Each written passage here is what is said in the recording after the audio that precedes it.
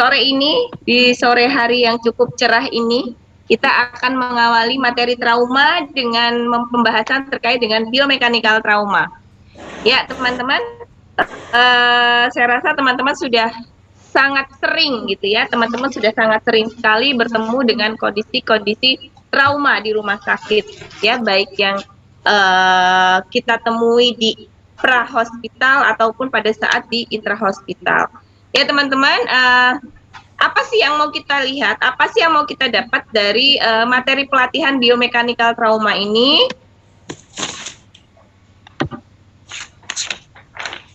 Nah, ya overview-nya di sini ada proses sebelum, saat, dan setelah terjadinya kecelakaan. Fungsinya apa? Fungsinya adalah untuk kita bisa memprediksi luka atau cedera yang diakibatkan oleh kejadian tersebut. Ya, jadi apa sih biomekanikal trauma? Yaitu proses sebelum, saat, dan setelah terjadinya kecelakaan. Fungsinya apa? Kok kita sebagai perawat kita harus tahu nih. Gunanya memprediksi luka atau cedera yang diakibatkan oleh kejadian tersebut. Ya, apa yang mau kita hasilkan dari belajar ini? Nih, peserta mampu menjelaskan biomekanik trauma. Jadi panjenengan semua bisa menjelaskan biomekanika trauma itu yang seperti apa. Oke, apa aja di sini? Menjelaskan pengertian biomekanika trauma, kemudian menjelaskan jenis-jenis trauma, menjelaskan mekanisme cedera, kemudian menyebutkan tindakan pada pasien trauma. Teman-teman, suara saya masih bisa terdengar jelas ya? Jelas. Oh, sekali Bu. Baik. Jelas Bu. Biomekanik trauma. Apa sih biomekanik trauma? Yaitu proses atau mekanisme kejadian kecelakaan pada saat sebelum, saat kecelakaan, dan sesudah kejadian. Ya. Kalau kita bicara biomekanik, saya yakin teman-teman sudah harus bisa memprediksi. Oh, sebelum kecelakaannya seperti apa, kemudian pada saat terjadinya kecelakaan bagaimana, dan sesudah kejadian itu seperti apa. Oke, nih, ya. Di sini ada anamnesisnya ya, tipe kejadian traumanya, kemudian perkiraan intensitas energi yang terjadi, jenis tabrakan atau benturan yang terjadi pada penderitanya. Ya.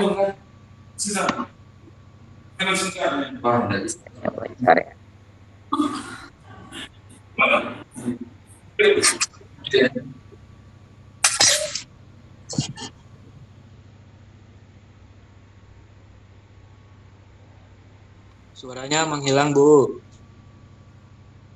Masih terdengar ya? Oke, sekarang kita akan bahas klasifikasi trauma dulu.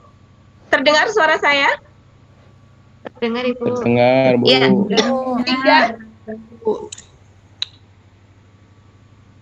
Ya, kalau kita bicara klasifikasi trauma, ya, ada 3 jenis klasifikasi trauma. Yang pertama ada trauma tumpul, kemudian yang kedua ada trauma tembus, dan yang ketiga itu ada ledakan. Ya, kalau kita sekali lagi klasifikasi dari trauma. Kalau kita bicara trauma, ya, yang harus kita pikirkan pertama ini tumpul, tembus, atau ledakan. Oke. Oke, sekarang kita bahas dari trauma tumpul, teman-teman. Kalau saya terlalu cepat, teman-teman silahkan. Ya, prosesnya. Nih.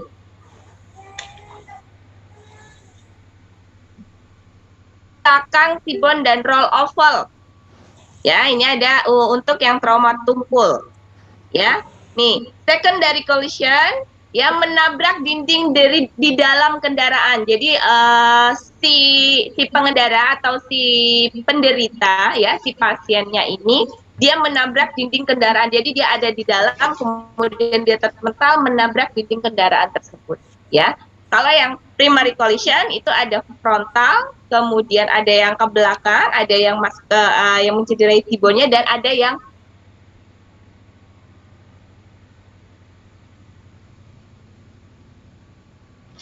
menabrak dinding tubuh. Nanti teman-teman bisa lihat nih. Ya. Kemudian yang keempat ada subsidiary collision, terpental keluar dan menabrak barang di dalam mobil.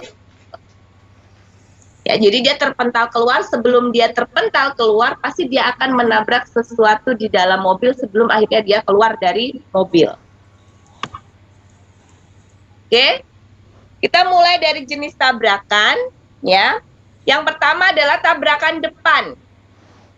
Nih, tabrakan depan fase pertamanya, ya, pada fase jeder terjadinya tabrakan depan, begitu dia ketemu tabrakan, kemungkinan cederanya apa? Nih, kemungkinan cederanya adalah yang pertama ada patah tulang paha karena menahan beban yang berlebihan. Ya, teman-teman bisa lihat di slide-nya ini.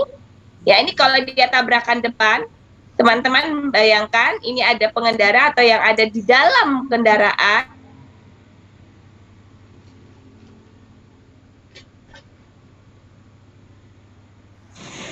Ya, dia jadi ke depan, kemudian dia menahan beban, maka bisa terjadi cedera. Kemungkinan cederanya adalah patah tulang di paha sini.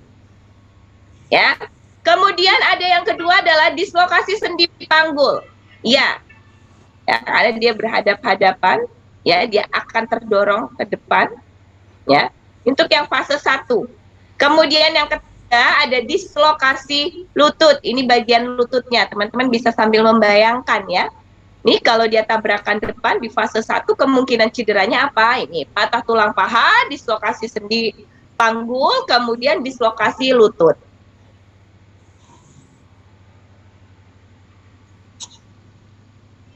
Ya.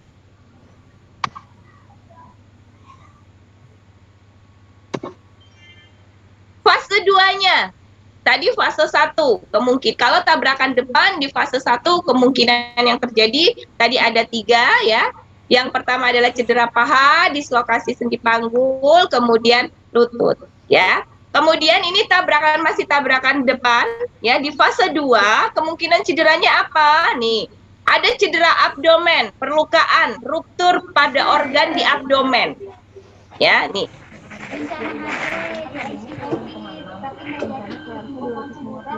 Ini ada yang bocor, ya.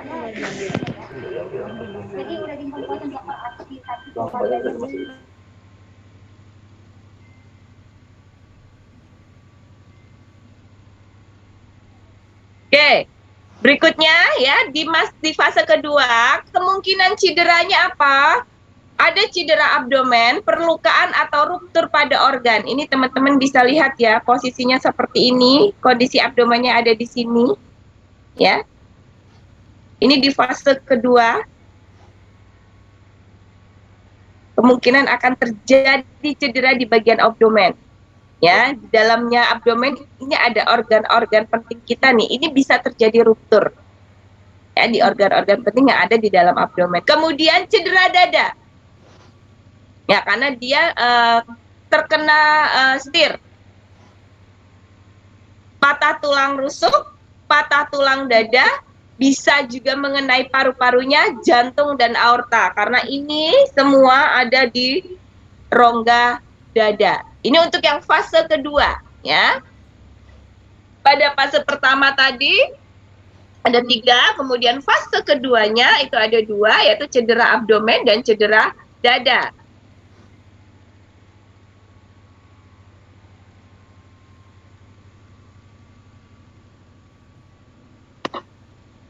Ya, ini sekarang kita masuk ke fase yang ketiga. Kemungkinan cederanya apa? Ya, nih kemungkinan cederanya adalah cedera kepala dan patah tulang leher. Ini masih dengan kondisi tabrakan depan. Ya, masih dengan kondisi tabrakan depan di fase yang ketiga, kemungkinan cederanya adalah cedera kepala dan patah tulang leher. Ya, inilah kenapa kita harus juga memahami pentingnya biomekanika trauma. Pada saat ada pasien datang bersedia trauma, kita juga wajib untuk menanyakan proses terjadinya proses terjadinya trauma, ya, biar kita bisa memprediksikan kemungkinan yang terjadi. Oke, ini tabrakan depan masih untuk yang fase keempat, ya. Kemungkinan cederanya di mana? Ada fraktur servikal sampai dengan koksigis, kemudian ada patah tulang leher. Ini sering terjadi pada mobil yang dia tidak pakai headrest, ya. Biasanya kalau anak muda zaman sekarang itu dia lebih suka melepas headrest di di tempat duduknya, itu lebih suka dilepas headrestnya. Padahal itu headrest fungsinya salah satunya jika terjadi kecelakaan itu bisa memperkecil kemungkinan terjadi patah tulang leher. Ya. Kemudian yang terakhir adalah multiple trauma. Ya, ini untuk jenis tabrakan yang tabrakan depan di fase keempat. Kemungkinan cederanya ada fraktur servikal sampai dengan koksigis, ya teman-teman bisa lihat. Kemudian patah tulang leher, ini kalau dia apalagi kalau dia tanpa headrest, ya. Kemudian yang terakhir adalah multiple trauma. Oke. Sekarang itu tadi tabrakan depan. Sekarang kita bicara terkait dengan jenis tabrakan di tabrakan bagian belakang, ya. Ditabrak bagian belakang. Nih. Ada whiplash injury. Kemungkinan cederanya di mana? Di fraktur servikal. Ya, ini kemungkinan cederanya ada di fraktur servikal. Oke, sekarang kita ketabrakan samping. Nih teman-teman ya, tabrakan samping. Apa aja kemungkinannya? Ini teman-teman bisa lihat kondisinya seperti ini. Ada fraktur servikal. Ya, kalau kita mengalami tabrakan samping, itu ada fraktur servikal yang kemungkinan terjadi. Kemudian ada fraktur iga, ya teman-teman. Kemudian ada trauma paru, teman-teman bisa lihat ya di gambar ini, ya. Nih bisa dia di fraktur servikal, ini karena dia mengarah ke sini kecelakaannya. Kemudian ada fraktur iga, ya. Kemudian trauma paru. Ya, karena di sini juga rongga dadanya. Trauma hati, ini teman-teman jangan lupa, ya. Di sini ada rongga hati di bagian abdomennya. Ada trauma pelvis, ini pelvisnya, kalau dia tabrakan samping. Kemudian trauma skeletal, ya. Kalau dia jenis tabrakannya tabrakan samping, maka kita bisa mengira-ira nih, oh kemungkinan terjadi cederanya di mana? Di fraktur servikal, di fraktur iga, kemudian kemungkinan trauma paru juga terjadi, kemungkinan trauma hati atau limpa juga bisa terjadi, kemudian trauma pelvis, dan trauma skeletal. Tuh ya teman-teman. Nih. Kemudian jenis tabrakan berikutnya, yaitu terbalik atau rollover. Guling, ya. Kemungkinan cederanya di mana? Kalau dia terjadi rollover, kecelakaannya adalah rollover atau terbalik atau guling, ya. Kemungkinan cederanya apa aja? Di sini yang jelas pasti multiple trauma, teman-teman ya. Dia terjadi multiple trauma. Kemudian berikutnya juga kemungkinan besar terjadi fraktur servikal dan tulang belakang. Nih teman-teman bisa lihat kondisi seperti ini, ya, dia gulung, ya teman-teman bisa lihat. Otomatis kalau seperti ini bisa mengakibatkan fraktur servikal. Kenapa? Dia menjadi menahan beban yang tidak seharusnya, ya.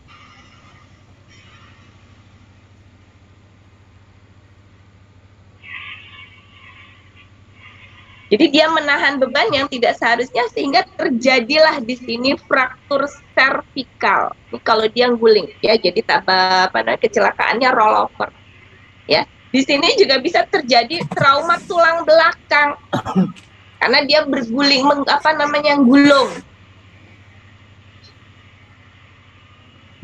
Ya, jadi kalau dia terbalik, kemungkinan cederanya apa? Multiple trauma, kemudian fraktur servikal dan tulang belakang.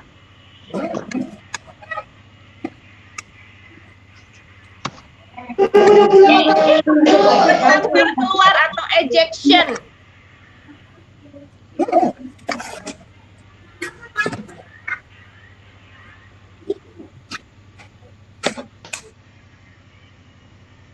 Ya, terlempar keluar atau ejection. Nih, bayangkan nih contohnya, nih dia keluar, terlempar keluar. Makanya kemungkinan terjadinya trauma meningkat 300% jika penumpang terlempar keluar.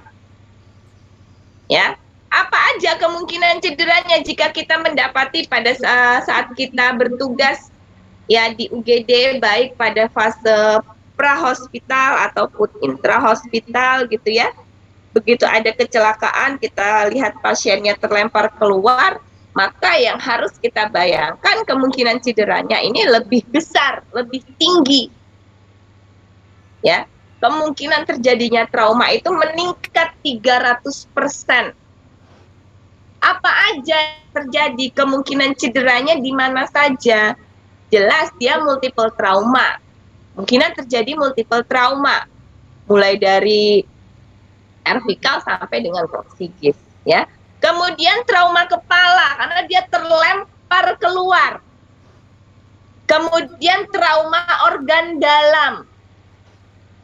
Dan terakhir fraktur servikal. Ya. Masih ingat kasusnya Vanessa Angel?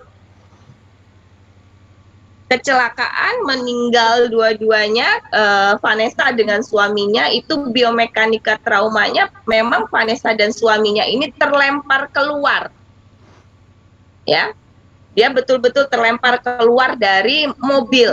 Nah, begitu kita menemukan kondisi, kita ketemu dengan pasien yang mengalami trauma, begitu kita tanya terkait dengan biomekanikal traumanya, yang mengantar mengatakan, Ibu, saya temukan ini pasiennya sudah di luar kendaraannya. Maka yang harus kita bayangkan adalah pasti kemungkinan terjadinya trauma meningkat. Ya, kita sudah harus waspada nih. Wah, ini kemungkinan terjadi multiple trauma. Ya. Kemudian yang kedua, cedera kepala, trauma kepala. Kemudian yang ketiga, trauma organ dalam. Dan kita wajib waspada terkait dengan fraktur servikal.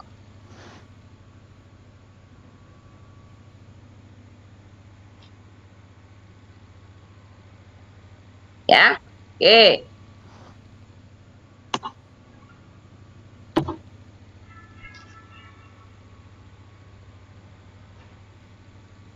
Kita lanjutkan.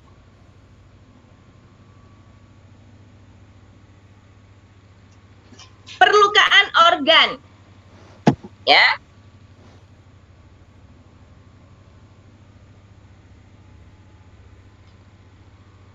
Perlukaan organ,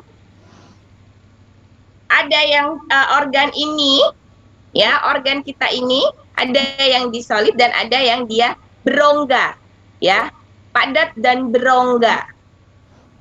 Ya, ini organ kita, ya. Sehingga teman-teman harus memahami nih, oh kalau hati itu masuk ke kategori solid atau kategori berongga. Oh kalau dia paru-paru itu masuk ke kategori solid atau dia berongga. Ya, ini teman-teman harus memahami ini. Berongga. Ya, ya. Jadi organ kita itu ada dua jenisnya, ya, mas, kategori solid dan berongga. Oke. Mekanisme perlukaan organ. Ya. Yang pertama benturan langsung. Ya, yang pertama benturan langsung, yang kedua trauma kompresi. Ya. Trauma kompresi, yang ketiga ada deceleration dan acceleration injury. Yang keempat trauma karena sabuk pengaman. Ya. Jadi mekanisme perlukaan organ itu ada 4. Yang pertama karena dia benturan langsung, ya. Yang kedua itu trauma kompresi, jadi karena ada tekanan, ya. Kemudian yang ketiga ada deceleration dan acceleration injury, ya. Kemudian yang 4 trauma penggunaan sabuk pengaman. Oke, benturan langsung, ya. Benturan langsung, trauma organ dalam terjadi ketika terjadi benturan langsung terhadap pelindung organ tersebut. Ya. Trauma organ dalam terjadi ketika terjadi benturan langsung terhadap pelindung organ tersebut. Contohnya apa? Saat kita terjadi trauma torak, ya. Toraknya terjadi benturan di rongga dada, di dada, ya. Maka nih organ yang bisa mengalami trauma ada paru-paru dan jantung. Yang kedua trauma kompresi, ini lebih sering karena paperback effect, ya. Kemudian karena trauma karena sabuk pengaman, ya.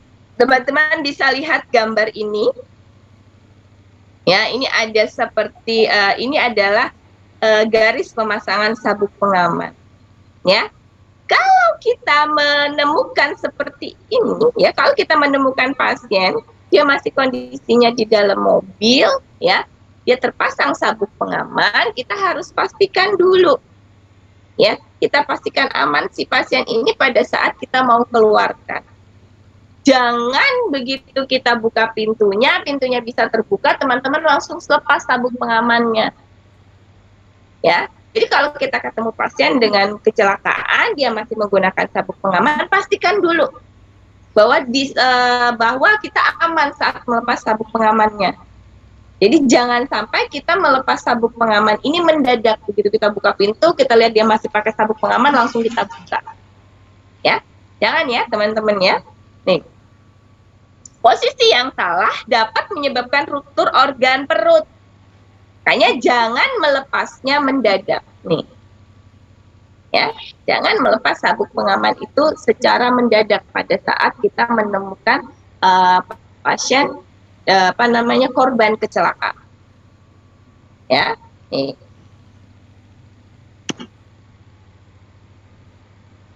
Nih. Trauma pada pejalan kaki. Ya, kadang-kadang kita hati-hati sekali. Ya, tapi yang namanya takdir kadang-kadang kita jalan kaki aja masih ditabrak. Ya. Oke, apa sih yang kemungkinan terjadi trauma pada pejalan kaki? Yang pertama adalah benturan dengan bumper nih ya. Kita bisa lihat ya. Kalau ditabrak, seorang pejalan kaki ditabrak nih sama mobil, jelas dia akan berbenturan dengan bumper. Ya, kemudian benturan dengan kaca depan dan tutup mesin. Ya, kemudian ada benturan dengan tanah.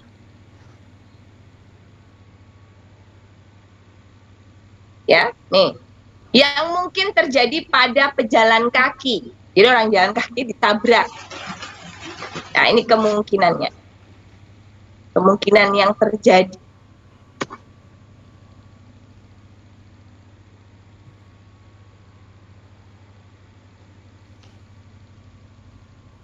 Nih, trauma pada pengendara roda 2. Yang ini frontal, hadap-hadapan.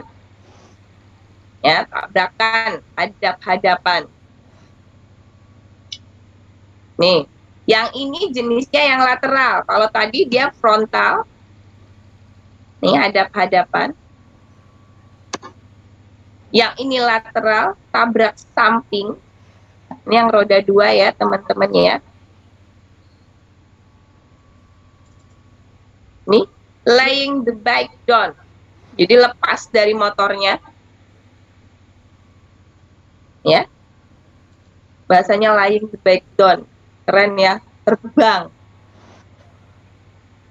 Ya, ini pengendara roda 2 juga. Apa ini? Tepatnya kalau bahasa Indonesianya itu ngesot ya.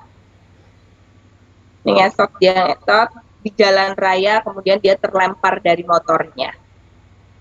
Nah, ini jenis trauma. Trauma tembus. Ya, sekarang kita masuk ke trauma tembus atau penetrating injury. Ini teman-teman. Ya. Cedera sekundernya minimal. Kemudian perhatikan kemungkinan luka tusuk multiple.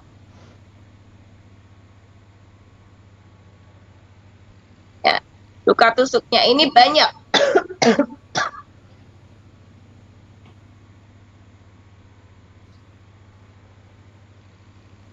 Kalau seperti ini boleh kita cabut nggak? Enggak. Boleh. Boleh. Nggak bisa, Bu. Nggak boleh.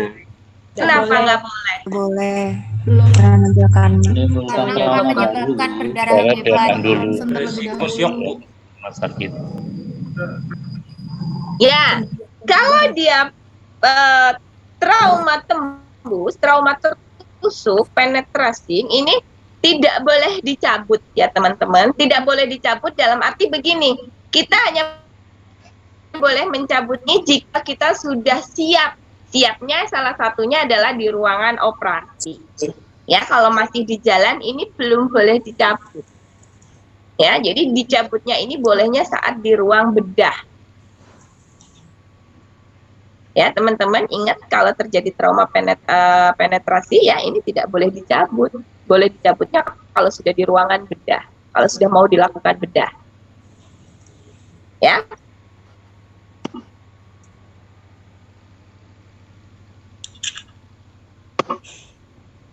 Ini sekarang kita masuk trauma ledakan, blast injury. Ya, ini teman-teman bisa lihat gambar background di belakangnya. Ini salah satu trauma karena ledakan ya, blast injury. Nih. Ya. Ini ada di sini. Ya. Kemudian dia mengenai, dia bisa terlempar. Apalagi kalau dia kondisinya sangat dekat dengan pusat ledakan. Jadi apa saja yang bisa terjadi? Ya. Ini ada yang kemungkinan dia mungkin terjadi multiple trauma, kemudian terjadi luka bakar juga, ya. Kemudian dia kalau di sekunderinya dia bisa terkena fragmen-fragmen dari pecahan-pecahan dari ledakan tersebut yang menempel, ya. Kemudian terlempar nih, tersiap injury, terlempar karena ada ledakan, kemudian dia terlempar, kemudian dia bisa terjadi luka bakar. Ya, ini kalau trauma karena ledakan. Ya.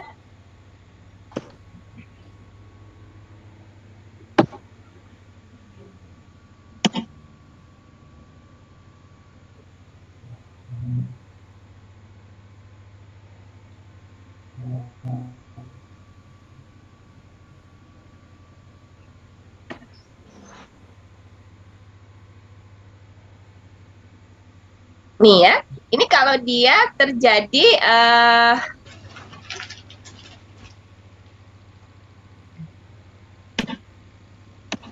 karena tertembak, nih ya, senjata dengan energi menengah dan tinggi, nih, dia bisa mencederai. Nah, ini jenis peluru itu macam-macam, ya. Di sini ada yang namanya efek kapitasi.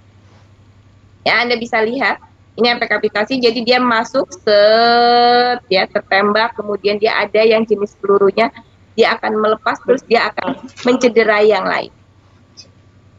Jadi peluru itu berbagai macam jenisnya. Ada yang salah satunya itu adalah dia punya efek begitu ditembak dari luar, dia mengenai organ, dia akan mencederai organ sekelilingnya. Jadi dia berputar. Ya, pelurunya itu berputar sehingga dia mencederai organ di sekitarnya, dan ini luar biasa akibatnya. Nah, ini yang akan nanti yang bisa mematikan, yang sangat mematikan. Ya.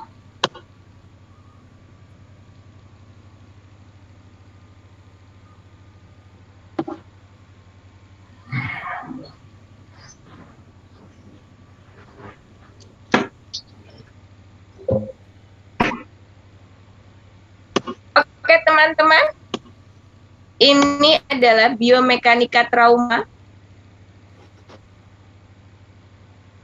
Belum kita lanjut ke materi berikut. Ini ada beberapa pertanyaan.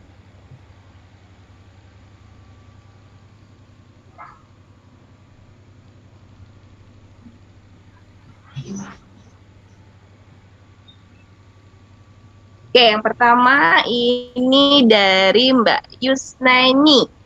Di Mbak Yusnaini ini pertanyaannya adalah whiplash injury itu seperti apa ya, Bu? Nah, whiplash injury itu kondisi di mana dia itu kayak lecutan, tersentak. Jadi dia posisi kita seperti ini, ya, lurus ke depan karena kita menyetir misalnya, ya. Tiba-tiba terjadi tabrakan. Nah, whiplash itu seperti ini, terlempar. Nah, ini namanya whiplash. Ya. Kemudian berikutnya,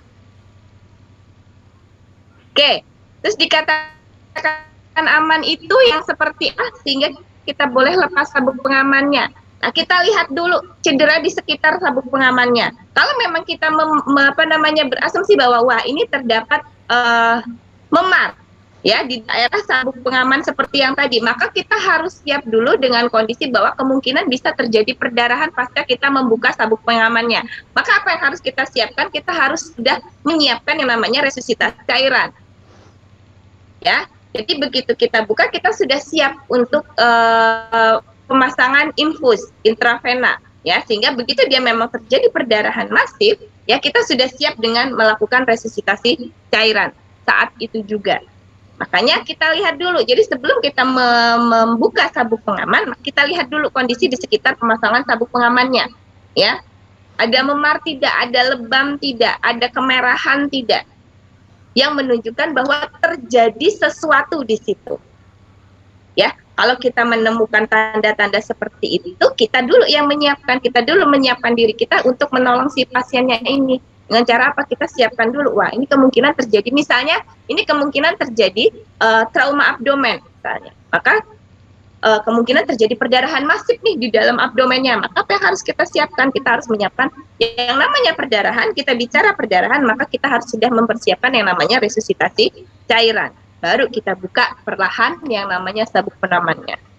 Ya, kalau sabuk pengaman itu kan kalau mobil yang masih bagus itu kita buka ujungnya, kita pencet ujungnya aja, dia melepasnya melenting kan ya. Terus seperti itu kan bukanya. Nah, itu kita bukanya pelan-pelan. Ya. Oke.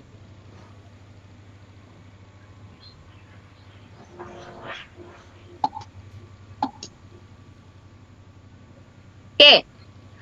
Tindakan apa yang harus dilakukan untuk penanganan utama apabila menemukan pasien dengan luka tusuk, misalnya jarak dari lokasi kejadian jauh dari rumah sakit atau vaskes lainnya? Saya akan jawab terperinci di sini karena nanti akan saya jelaskan di trauma muskuloskeletal ya teman-teman ya. Jadi kalau kita jauh, lokasinya jauh ke tempat pusat layanan kesehatan ya, atau ke rumah sakit yang memiliki fasilitas kamar bedah, apa yang harus kita lakukan? Yang kita lakukan adalah fiksasi. Ya, jangan sampai si luka tembus ini, barang yang tertusuk ini bergerak lebih banyak. Ya, maksudnya dia kebanyakan gerak, makanya harus kita fiksasi. Nanti teknik fiksasinya seperti apa? Nanti kita akan bahas di trauma muskuloskeletal. Ya. Jadi seperti itu ya teman-teman. Kalau lokasinya jauh maka ini harus kita fiksasi. Bukan hanya lokasinya jauh, lokasinya dekat pun kita harus fiksasi. Jadi si benda ini tidak boleh banyak bergerak. Karena begitu dia banyak bergerak, dia tidak difiksasi, dia akan banyak bergerak. Begitu dia banyak bergerak, maka dia akan mencederai lebih banyak lagi. Ya, teman-teman, suara saya masih terdengar jelas? Jelas, Bu. Jelas. Masih, Bu. Jelas, Bu. Masih, Bu. Terima kasih. Masih, Bu. Ya. Nah, ini izin bertanya, jika menemukan pasien tabrakan dan ususnya keluar, apa yang kita lakukan? Ini nanti kita akan ketemu, teman-teman semua akan ketemu bagaimana penanganan eviscerasi ya pada saat di trauma abdomen.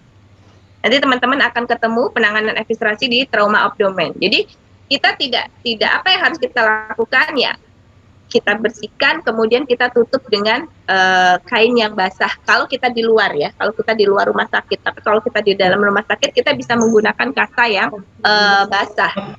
Ya, ini dimasukkannya di mana, Bu? Boleh nggak saya masukkan langsung pada saat itu? Nggak boleh. Masukkannya di mana ya? Di ruang bedah. Aduh, ini ada yang bocor ya.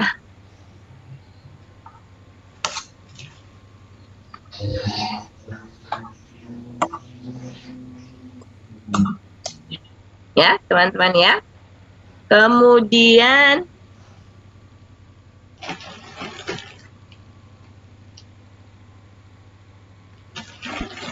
terkait dengan trauma ledakan, trauma yang mungkin terjadi seperti apa ya Bu, dan tindakan klinis yang harus kita lakukan seperti apa? Tadi saya bilang kan, yang namanya trauma ledakan itu ada yang namanya primary, secondary, tertiary, dan yang keempat ya. Itu apa yang kita lakukan? Kalau dia pertama, ya, dia di jajaran yang sangat dekat dengan kondisi ledakan, maka dia akan ikut meledak.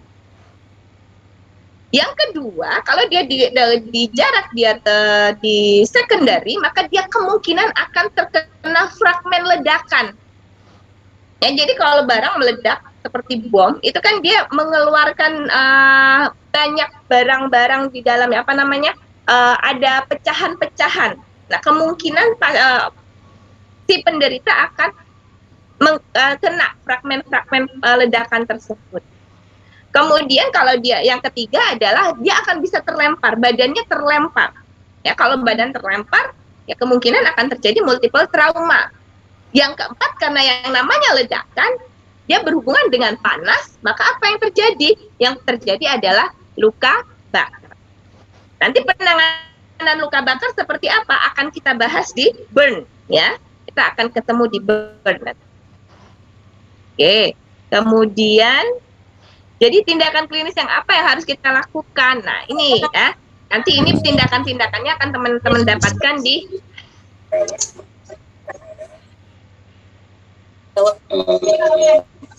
Anakmu pada enak. ya. Maaf, PowerPoint-nya hilang, Bu. Ya, sebentar. Saya mute dulu ini. Karena sudah end. Ya, saya baca pertanyaan dulu ya. Tindakan klinis apa yang harus kita lakukan ya? Tindakan klinisnya apa ya? Tergantung dengan kita menemukan pasiennya ini dalam kondisi yang mana. Ya kalau dia luka bakar maka ya harus kita lakukan penata laksanaan luka bakar. Kalau dia multiple trauma ya maka kita harus lakukan initial assessment. Ya begitu ya teman-teman. Jadi tergantung kita menemukan dia dengan kondisi yang seperti apa. Jadi biomekanika trauma ini mengajarkan kita untuk mengira apa sih yang terjadi, kemungkinan cedera yang terjadi. Ya, nanti untuk penata laksanaannya kita masuk ke materi-materi berikut.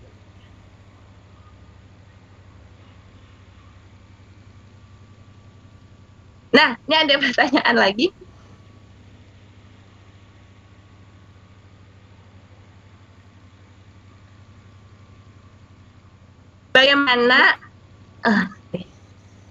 Bagaimana pertolongan pada kasus luka tusuk yang sudah dicabut pisaunya oleh penusuk? Ya. Bagaimana? Sekarang semua kita nggak selesai. Ini sudah jam 2:30. Ya, nanti kita akan bahas di trauma muskuloskeletal ya, teman-teman ya. Oke.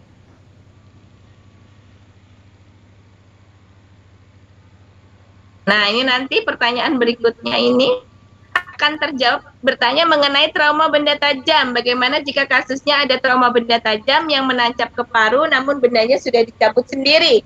Kemudian adanya hembusan udara, ya. Ini nanti akan teman-teman dapatkan bagaimana life savingnya di trauma torak. Ya. Jadi nanti teman-teman akan lihat tuh di trauma torak ada beberapa penata laksanaan terkait dengan macam-macam dari trauma torak. Ya.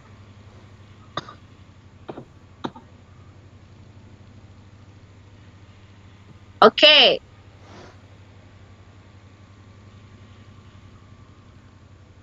Oke, teman-teman.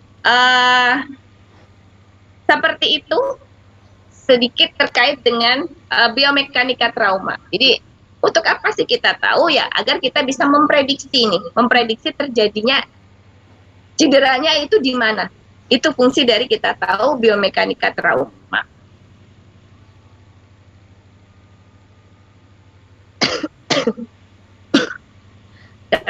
Sekarang kita masuk ke materi yang kedua.